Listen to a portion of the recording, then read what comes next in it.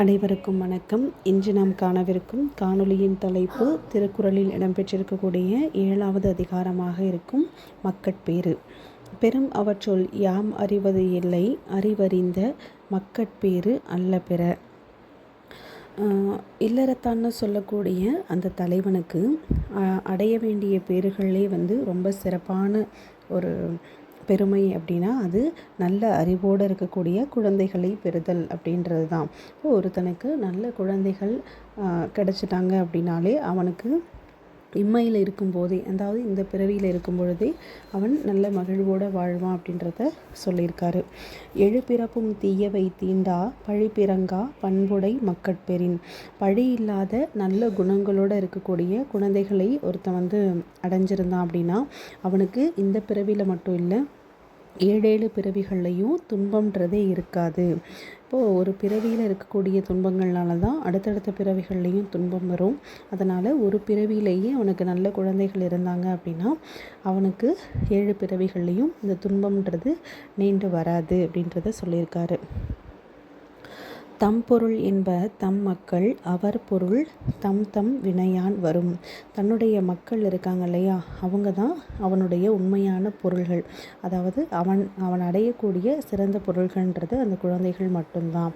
அப்படிப்பட்ட அந்த குழந்தைகளாகிய பொருள்களை எப்படி கிடைக்கும் அப்படின்னா அது அவங்களுடைய வினையால் மட்டும்தான் சேரும்.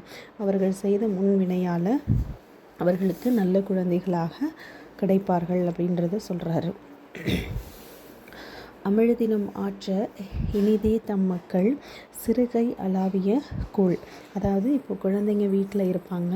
அப்படி குழந்தைங்க வீட்டில் இருக்கும் பொழுது அந்த குழந்தைங்களோட அந்த தளிர் கையால் சாப்பாடு பிசைஞ்சு அவங்க கொடுப்பாங்க.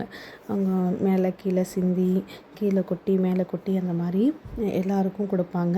அப்படிப்பட்ட அந்த உணவு ரொம்ப சிறந்ததாக இருக்கும்.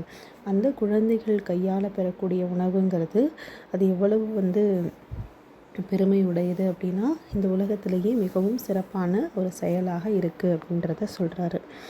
மக்கள் மெய் தீண்டல் உடலுக்கு இன்பம் மற்ற அவள் சொற்கேட்டல் இன்பம் செவிக்கு.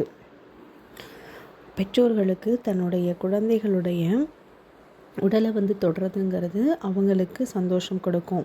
அதே போல் அந்த குழந்தைகள் பேசக்கூடிய சொற்களை கேட்குறதுங்கிறது நம்மளுடைய செவிக்கு இன்பம் தரக்கூடியதாக இருக்கும் அப்படின்னு சொல்கிறாங்க.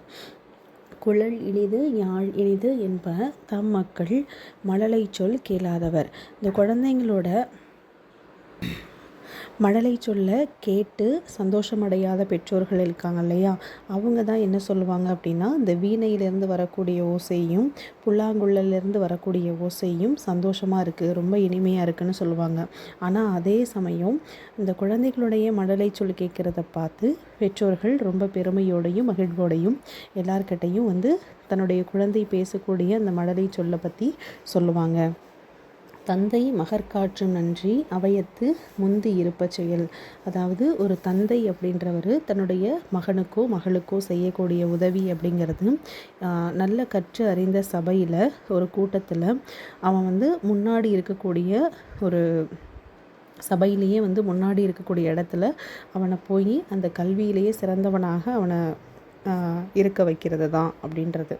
அதே போல் தம்மின் தம் மக்கள் அறிவுடைமை மாநிலத்து மண்ணுயிர்க்கு எல்லாம் இனிது.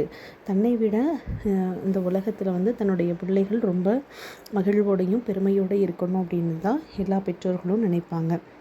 அதே போல் இந்த உலகத்திலேயே தன்னை விட தன்னுடைய குழந்தைகள் அறிவுடையவர்களாக இருக்கணும். அதே போல் இந்த உலகத்து மக்களுக்கெல்லாம் நிறைய நன்மைகளை செய்யணும் அப்படின்றது இந்த பெற்றோர்களுடைய கடமை தான். அதன்படி அவங்கள வழி நடத்துறது கூட ஒரு வகையான கடன் தான் அப்படின்றத சொல்கிறாங்க. ஈன்ற பொழுதின் பெரிதுவக்கும் தன் மகனை சான்றோன் என கேட்ட தாய். அதாவது ஒரு பெற்றோர்களுக்கு தன்னுடைய குழந்தையானது இந்த உலகத்தில் பிறக்கும்போது ஏற்பட்ட மகிழ்ச்சியை விட அவனை பற்றி சமுதாயத்தில் சான்றோர்கள் அவனை ரொம்ப பெருமையாக சொல்லும் பொழுது ரொம்ப மகிழ்ச்சியோடையும் சந்தோஷத்தையோடையும் அவங்க ஏற்றுக்கிறாங்க. நல்ல பண்போடு உங்களுடைய குழந்தையை நல்லா வளர்த்துருக்கீங்க அப்படின்னு எல்லாரும் சொல்லும் பொழுது அந்த ஏற்படக்கூடிய மகிழ்ச்சி அவனை பெற்ற போது இருந்த மகிழ்ச்சியை விட அதிகமானதாக இருக்குன்னு சொல்கிறாங்க. மகன் தந்தைக்கு ஆற்றும் உதவி இவன் தந்தை எண்ணோற்றான் கொல் எனும் சொல். இதுக்கு முன்னாடி தந்தை வந்து ஒரு மகனுக்கு மகளுக்கு செய்யக்கூடிய கடனை பற்றி பார்த்தோம். அதே போல் இதில் மகன் தந்தைக்கு செய்யக்கூடிய அந்த கைமாறுங்கிறது என்னன்னா, இவனை வந்து இந்த உலகத்தில் பெற்றெடுக்கிறதுக்கு இவனுடைய தந்தை என்ன தவம் செஞ்சாரோ அப்படின்னு சொல்லக்கூடிய அளவுக்கு எல்லாரும் புகழ்ந்து பேசக்கூடிய அளவுக்கு செய்யக்கூடிய செயலாக இருக்கணும் அப்படின்றத சொல்லியிருக்காங்க.